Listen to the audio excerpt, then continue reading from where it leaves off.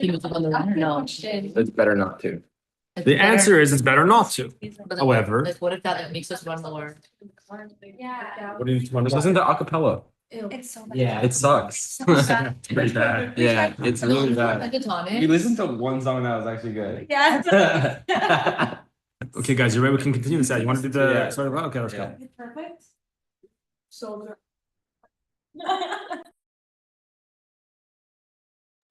Okay. Welcome everybody. JewishU. I don't remember which class this is in this current Parsha series. Three. This is number 3? Yes. Okay. So this is class number 3 in JewishU Parsha series. We have what I hope is going to be an interesting class for tonight.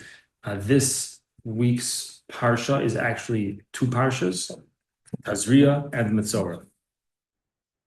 Now, these are Parshas that are a little bit complex, I would say, a little bit hard to understand the topics. Meaning it's not just like a story, it's not just laws, it's very complex laws about what's called saras, which is often translated as leprosy. It's not really what it is. It's some kind of skin sickness that people used to get. And our sages tell us that it came as a result of speaking lashon hara, which literally means evil tongue. But it means basically gossip, speaking about other people, which is good advice in life is don't speak about other people. Unless it's positive, maybe then you should speak about other people. So it's 2 parshas. Parshas Tazria, which literally means to emit seed, to put forth seed. That's Parshas Tazria.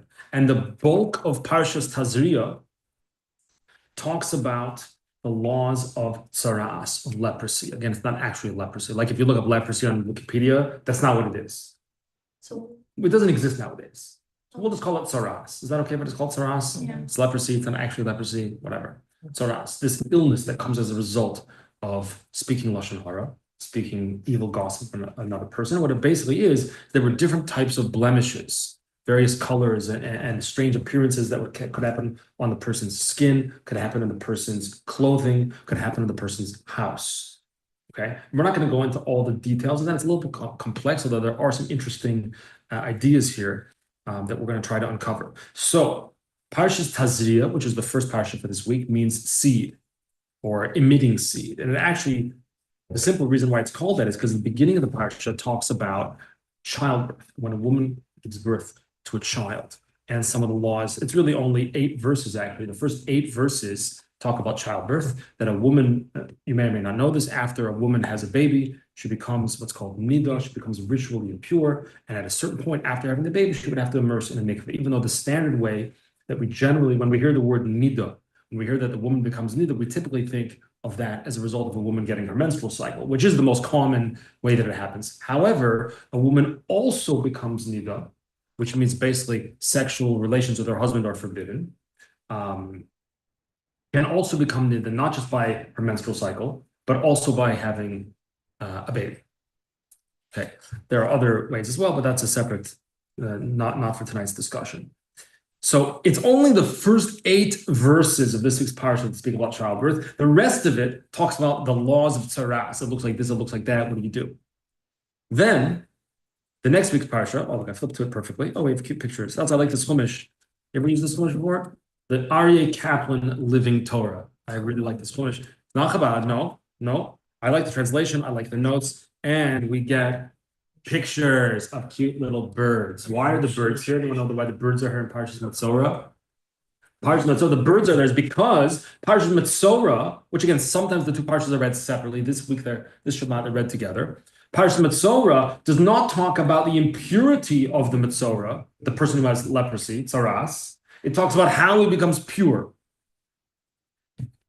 Yet it's called Metzora, the guy with tsaras, the guy with leprosy. Where Parshas Tazria, which means seed. What does a seed symbolize?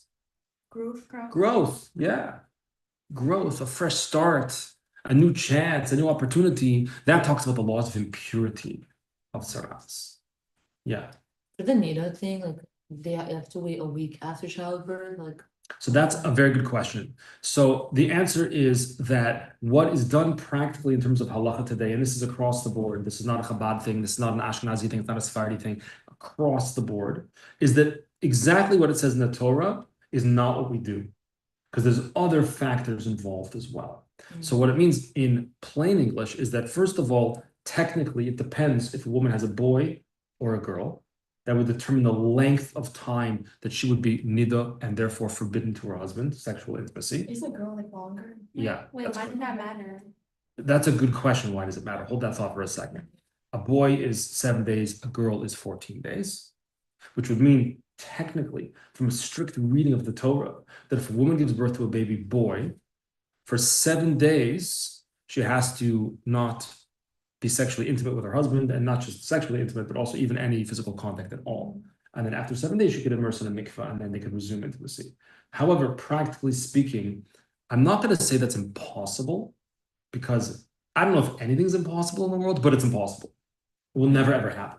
There's no such thing. It's like 30-something days. No? It's forget 30 It's days, months. 6 weeks. Don't It exaggerate. could be months. It could be. I've heard of It it. could be. The Six standard, weeks first is of a all, lot. you should know, interesting point, by the Have to way. give birth. The way halacha Oh, yeah, works, yeah, One yeah. or two. basically, is that in terms of modern day society and the way women's bodies work nowadays, basically, is that after a woman has a baby, I don't care if it's a boy or girl, it doesn't make a difference. Mhm. She's going to be, I don't mean to be too straightforward, but she's going to be bleeding for probably minimum 5 weeks, maybe 6 weeks. Now, that, I don't mean bleeding like heavy. By the way, if God forbid a woman has a baby and it's like heavy bleeding for, like, she should go to call the doctor. Like, that's not something to take lightly, right? And the doctor will tell a woman what's normal, what's the cause for concern. You know, blood. There is blood. Like, that's what happens when a woman has a baby. Like that. That's normal. That's healthy. If it's too much, God forbid, that could be dangerous. And the doctor can advise a woman what's within the range of normal and what's not. Okay. But basically, the woman's going to be bleeding again, which does not necessarily mean heavy bleeding. It means just like whatever, a little bit of a little bit, whatever. Yeah. For 5 weeks, I'm talking minimum 5 weeks. Don't quote me on that. It's not a scientific statement. It could be less. Probably not. Probably not. So most likely, a woman will not be able to immerse in a mikvah, which requires, we're not discussing all the laws of niddah tonight, just briefly, which requires her to have stopped bleeding. That's basics. There's more to it than that. In less than 6 weeks after childbirth. Again, impossible. I hesitate to use the word impossible, but it's basically impossible. It could be longer also. As far as your question, the difference between a boy and a girl, well, men and women are different, right? Last I checked. The woman, so first of all, why should she become impure? She just brought a baby into the world. That's impure? Because blood is impure, I thought. Blood is impure? Blood is your life. Oh, yeah, but I don't know. If you don't have blood, it's a bad situation if you don't have any blood, right? Yeah. Blood is actually, when a woman, with the blood is actually a sign of health. It's a sign of the body working well, right? But at the end of the day, a woman is the one who gives birth, who brings a new life into the world. And that life that they bring to the world, especially if it's a girl, has the capacity to bring new life into the world. She has the eggs in her body, and so on and so forth. So in a sense, there's more potential for life, in a sense, in a woman than in a man, in a sense. And therefore, the lack of that, the fact that now it's gone, creates a bigger vacancy, in a sense. It's like if you walk into a small room and there's one person there, it doesn't feel so small. You walk into a large room, there's one person there, oh, that's a huge room, there's only one guy in the corner over here. So in a sense, the fact that there is more holiness, or less, at least potential for holiness, which when I say holiness, what I mean really is life and seed. Again, the parsha is called Tazria, which talks about seed. The fact that there's a greater potential for life when a woman gives birth to a girl, because now that girl can in turn give birth. And if they give birth to a girl, that girl can in turn give birth. It's on and on and on forever. So once again, in that sense, the vacancy that now it's not there. Now it's a life, great. So we're happy. We say mazel tov, it's a life. But the woman herself, the mother, has this big vacancy, so to speak, within her. And the greater the vacancy that was previously full, feel it more in a sense. So spiritually speaking, there's in a sense a greater level of impurity. And by the way, I think everybody here knows, but impurity is not the same thing as dirt. It's not dirtiness. Nobody's dirty. This is not hygiene. It's not an issue of hygiene. Hygiene is go get some soap and wash your hands. That's not what we're talking about. This is something else. This is a spiritual concept. Okay. That was your question? No, I have another question. Okay. Wait, so if a woman is bleeding for like 6 weeks after, like why can you like resume whatever after like 7 days? You can't. Oh, you can't? No. Oh, so you have to So- wait the full 6 weeks? Correct. Oh, okay. We have to wait 6 weeks and then 7 days. Correct. Yeah. Basically, since you're really asking, we'll just talk about it because it's good to know some of these things. What will have to happen basically is the woman will have to stop bleeding. What do we mean stop bleeding? So without going into all the gory details, but you can come to me, God willing, and get engaged. I teach these laws, Sip as a Kala teacher also, and I involved with these type of issues and questions, and it's whatever. But how do you know that a woman's actually stopped bleeding? We're not going to go through all the details, but in brief, a woman performs an internal examination, which we're not going to go into details today in mixed company. And when that internal examination comes out clean, and I don't mean clean, hygiene clean, I mean without blood, then we know, oh, she's done. And then, again, without going on to all the details, there's a waiting period of a week after that, where we continue to try to verify to make sure that she's no longer experiencing any type of bleeding. And this is all to keep us away, God forbid, from the transgression of sexual intimacy with a woman who is nida, which is, so that's on par with like eating on Yom Kippur. So then that week after, then she would immerse in the mikvah. And then the husband and wife would resume their intimate life together. Now, does it have to be 5 weeks, 6 weeks, 7? Whenever it is, in theory, as long as you could do it a week after childbirth for a boy, or 2 weeks after childbirth for a girl, if she could perform that internal exam without blood, and then wait a week after that, you're good to go. You're good to go. But practically speaking, it doesn't happen. It just doesn't work. Wait, so if you have to wait the full 6 weeks, like after giving birth, so why does it matter if you have a boy or a girl with like the 14 and 7 days? Because then you have to work Practically- 7 days practically- after. 7 days 14 after. days. No, not 14 days after. You know, because you already waited 14 days after childbirth. Now we're talking 6 weeks later. You don't have to wait another 14 days. I thought you The said 14 6 days. weeks later and then 14 days No, after the No, 6 weeks. sorry if I said that. It's not what I meant. If I said that, it's wrong. Oh, so you- No, the 14 days is already included in the 6 weeks, or however, let's just say 6 weeks for sake of convenience. Is already included in the 6 weeks. You don't have to wait another 14 days. You have to wait 7 days for a different reason. Oh, 7 days for both. Yeah, and boys. because it's for a different reason. It's not what we're talking about in the parsha. It's a separate reason. Oh.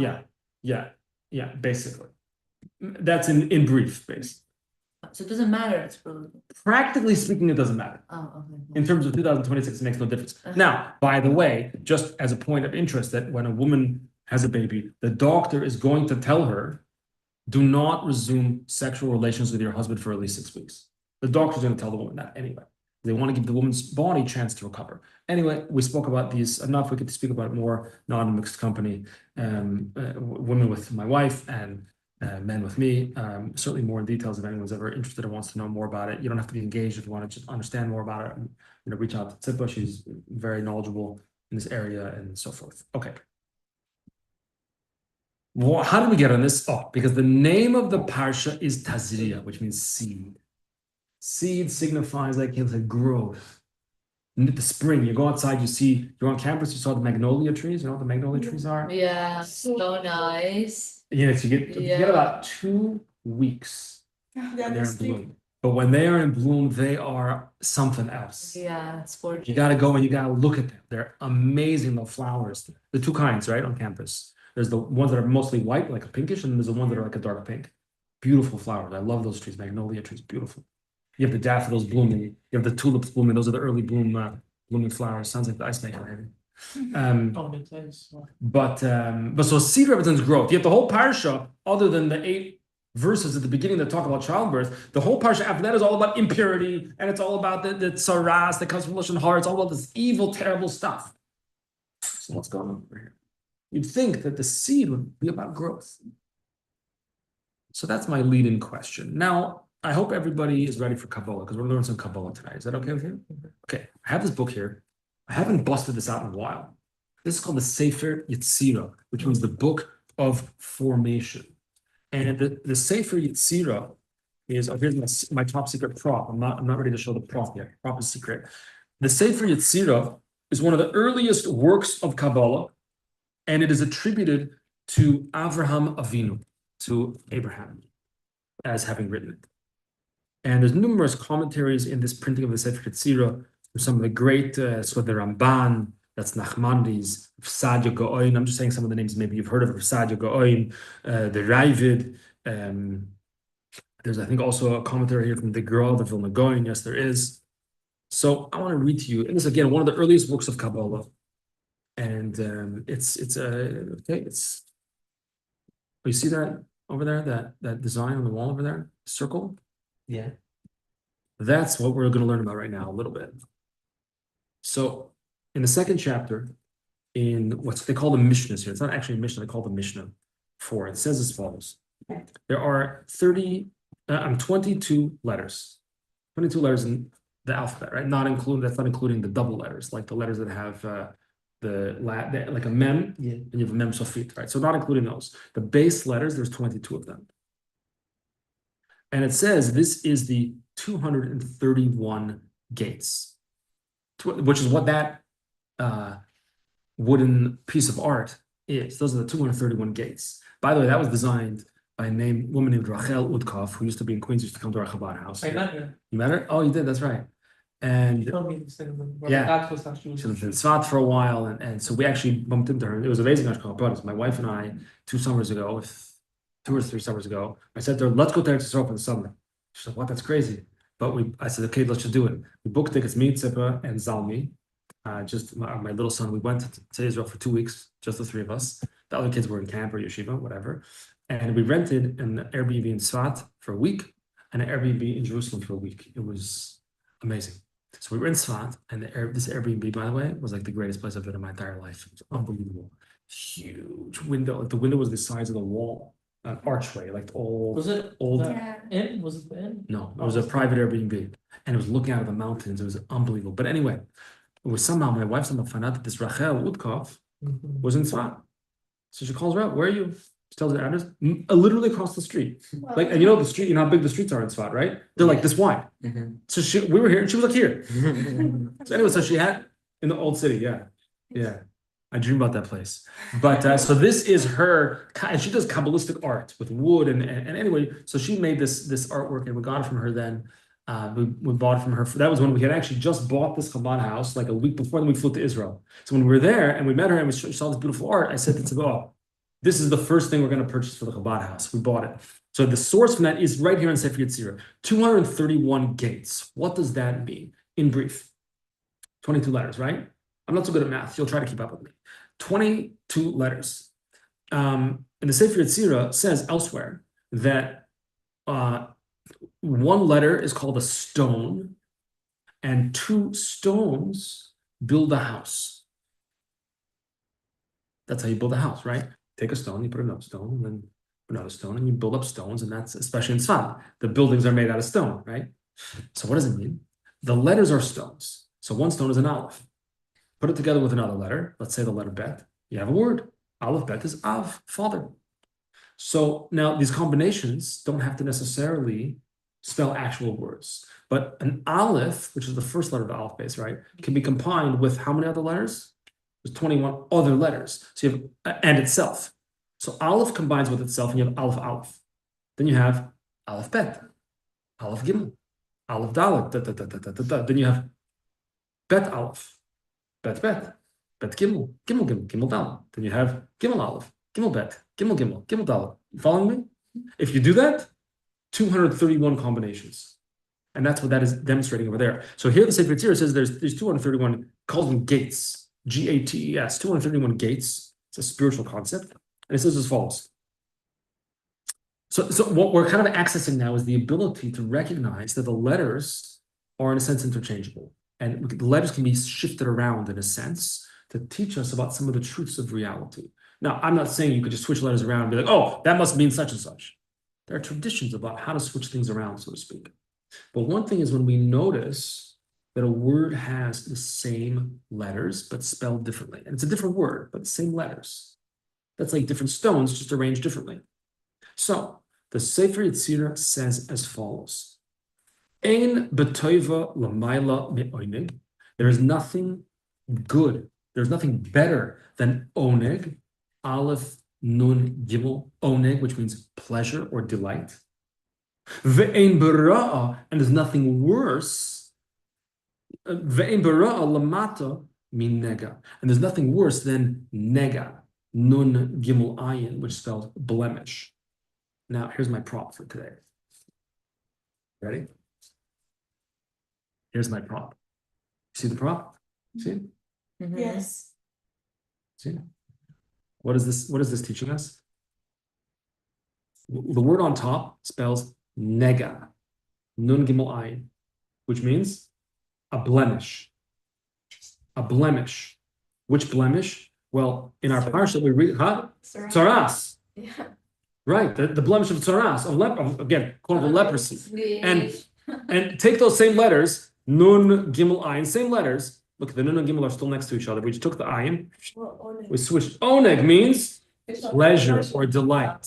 Same letters, opposite meaning. Nega is the worst. In fact, our sages tell us that the worst type of impurity possible for a human being to experience is tzaras. Does it hurt or just like look really bad? Isn't it like itch or something? I don't know if it itches. Thank God I never had it. So our sages tell us there's no worse, more severe impurity than tzaras, this so-called leprosy. Even worse than what's called tumas mace, which is when a person comes in contact with a dead body, which is usually considered the worst.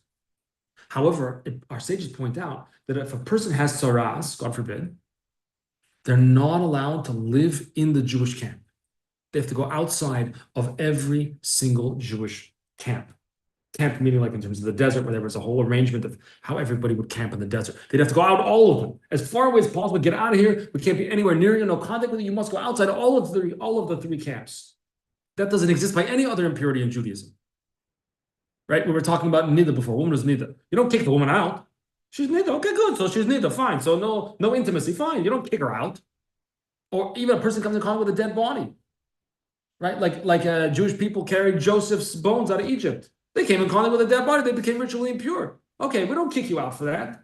So you're ritually impure. Okay, good. You got to get purified. Fine. But when it comes to tzaras, we kick you out. You got to get out of here. There is a purification process that's going to happen later. But oineg means pleasure. So the same exact letters, just switch them around. Remember the 231 gates, letters can kind of be Aleph and Bet and Aleph and Bet and Gimel can all be, right? So it's kind of weird. It's kind of weird. What does that mean? Now, here, check it out, right? The Nun and the Gimel, yeah? Picture it or look at it. The Nun and the Gimel in both words are next to each other. What's the only word the letter that moves? Ayin. Ayin is the letter that moves. What is ayin is the name of a letter, right? What does the word ayin mean? An eye. What is an eye? Like evil eye. It's about your perspective. Oh. It's how you see things. Fantastic. So the only things changing is your eye, is how you look at it.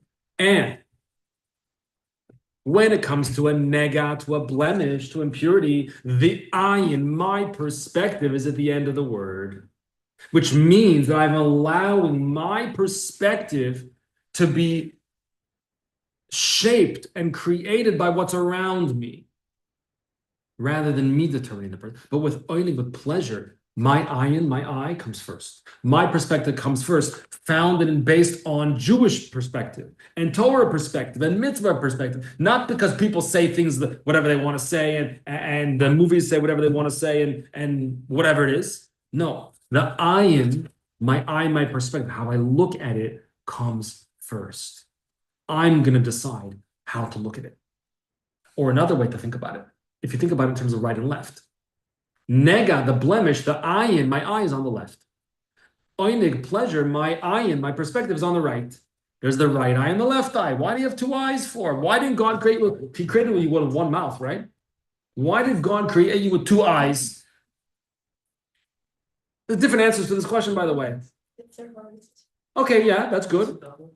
Yitzhahara, Yitzhahara, that's good. Huh? See more double farm. Okay, can see in stereo. See better, yeah. What was the question? Why did God create you with two eyes? So one answer is Yitzhahara, Yitzhahara, good. Good. That's one answer. That's a good answer. Remind you that there's always two ways of seeing things. There's always two ways of seeing things. That's right. That's 100%. Also, there's a right eye.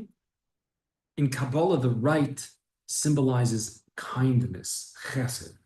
And there's a left eye. The left in Kabbalah symbolizes gvura or severity. You could look at things with a left eye, harsh and judgmental and biting or stinging perspective. You always see the bad thing. Or you can look at it with the right perspective, the right eye, a little more kind, a little more easygoing, a little softer. So when we look at it, when my perspective is on the right, it's a right eye perspective. It's a little bit of a more forgiving perspective. You ever meet people that like, no matter what, they just see the bad? They always got a problem. They always have a complaint. And maybe their complaints are legitimate, by the way. Like the story is told. There was a chassid who visited his Rebbe. His Rebbe was Reb Shalom Dover of Lubavitch, the fifth Rebbe of Lubavitch. And he came to his Rebbe. And the Rebbe said to him, "Oh, Shalom Aleichem, how are you? Vos herzich in Kharkov?" He asked him. "How's it doing in Kharkov?" That was the city he lived in. "How's it doing in Kharkov?" So the chassid says, it's like in shul, nobody cares about anybody else's place. They sit where they feel like. They don't respect another person's place. The coffee station, some mass people dip their spoon in the sugar with the milk on it and they don't even throw their cup out when they're done. You need a favor from someone? Good luck. People don't give tzedakah. And he goes, leaves.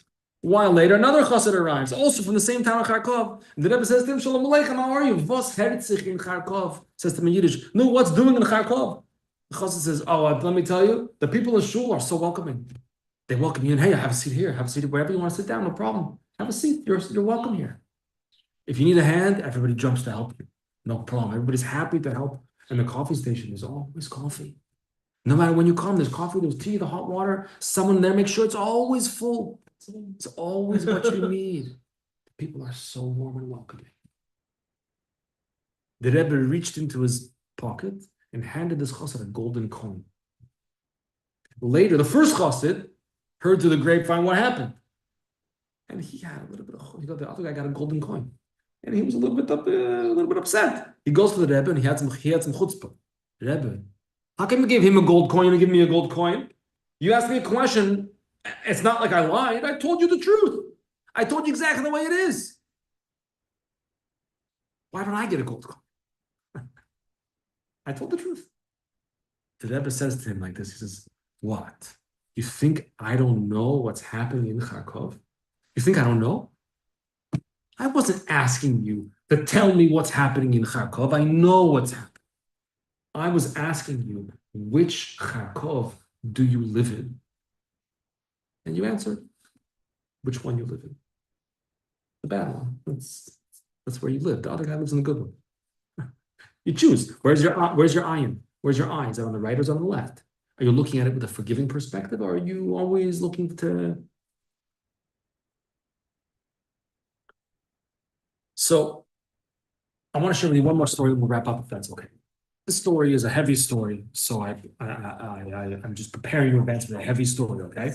This story appears in the Talmud in Masechta Bava Kama, page 50a. The Talmud is talking about laws of damage. Bava Kama, by the way, is one of the volumes that talks in general about different types of civil law, specifically about basically laws of damages. Like what if your ox kills someone else's, gores and kills someone else's cow or whatever. Various other civil laws, usually mostly monetary law, stuff like that. So the discussion happens, what if you dig a hole in your front lawn? I don't know why you would do that, but you dig a hole in your front and some guy falls in and breaks his ankle. Can he sue you? Do you owe him damages? Or can you be like, hey, it's my property. I could do like, it's your fault, you came on my property. If you hadn't walked on my property, you wouldn't have fallen in and broken your ankle. Well, don't blame me. What if you do it in the public? What if you go onto the street and dig a big hole?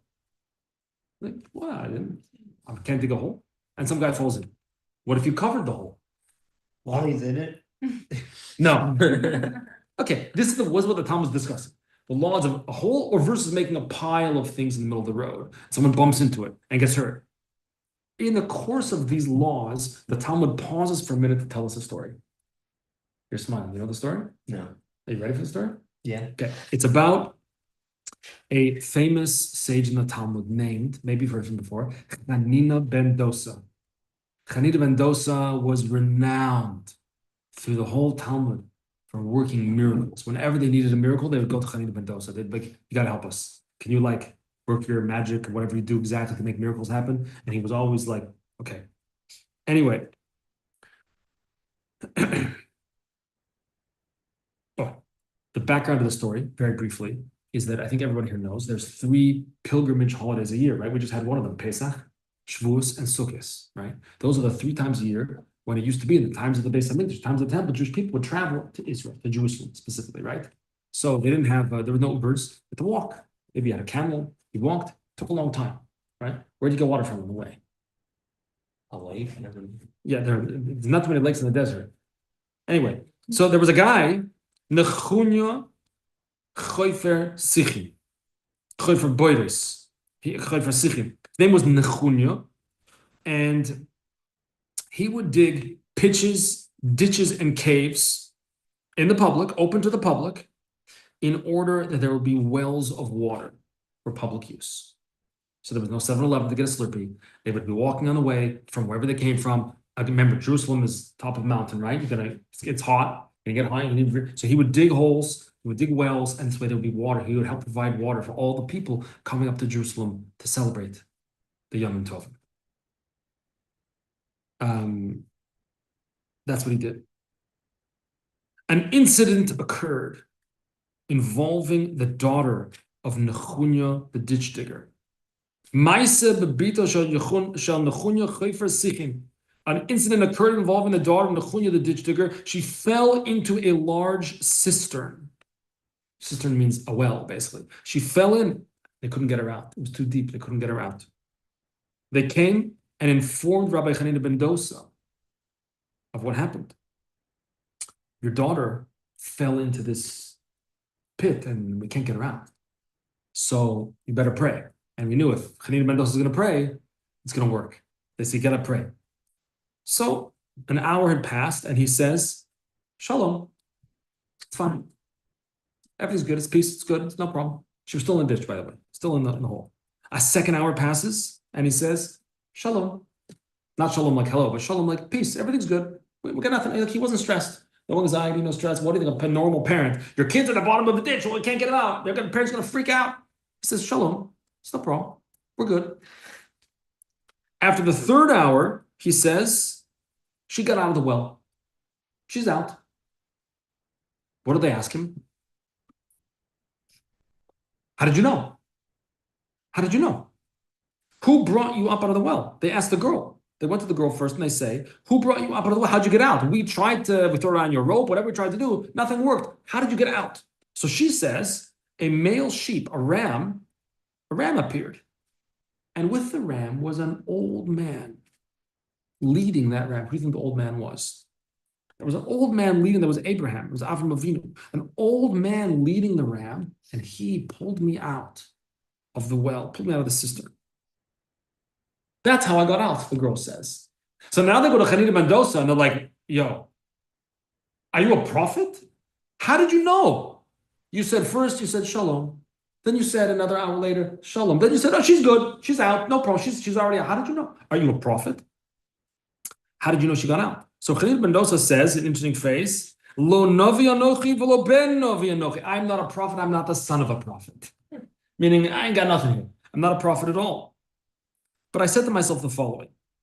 Shall the offspring of Nechunya, myself, shall the offspring of Nechunya stumble by means of the very matter that has helped other people? Remember, what did he do? He would dig wells for public use to drink the water. So I'm going to get harmed by that? I knew there's no way I'll get harmed.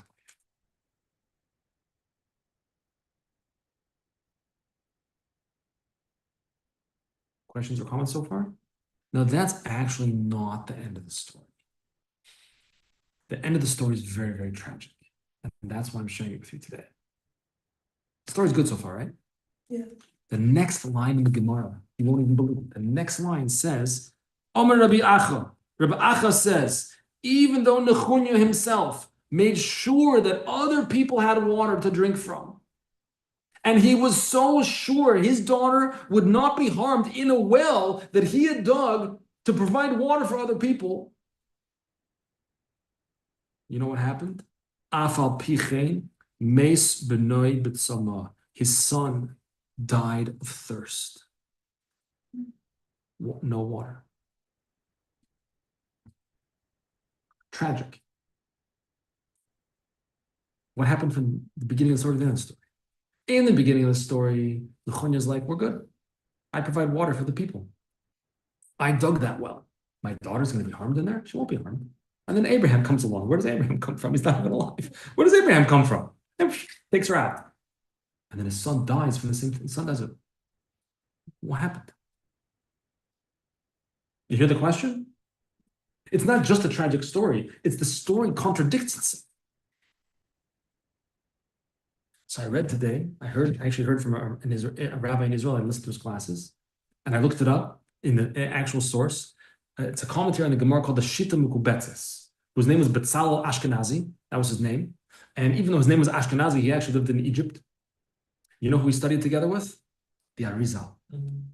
The Arizal, the great Kabbalist in Tzfat, used to live in Egypt also. And he and the Shita Mekubetzes, Betzalel Ashkenazi, they were students together with someone named Reb David ben Zimri, the Radvaz. Anyway, whatever, it's a whole nother discussion. He says as follows, you know what changed from the beginning of the story to the end of the story? His son who died of thirst, that happened after Nechunya had passed away.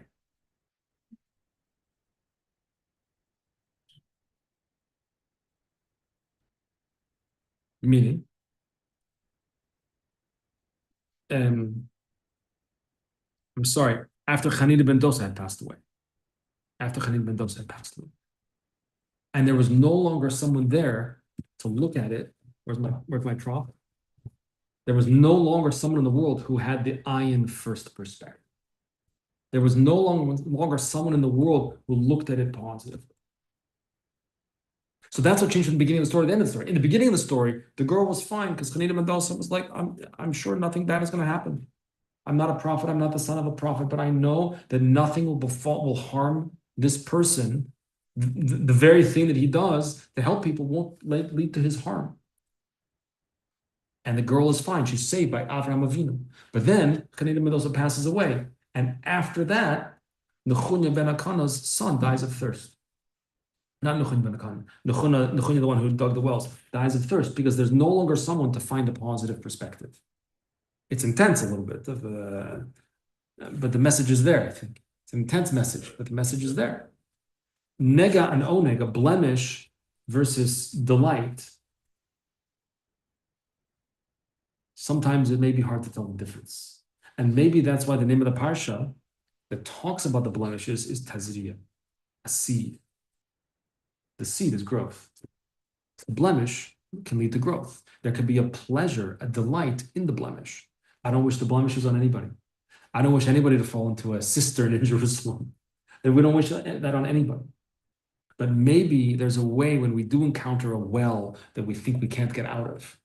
Maybe there's a way when we do encounter a blemish in life, a flaw, a challenge, a difficulty. Maybe there's a way to take the right eye perspective instead of the left eye.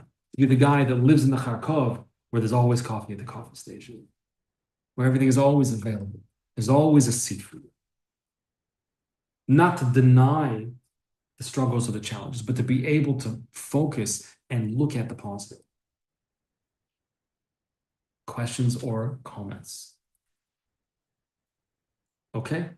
Thank you everyone for coming. Thank you. And I guess next week is the last one of the series, God willing. So look forward to seeing you and have a great Shabbat, everyone. Thank you. Sure.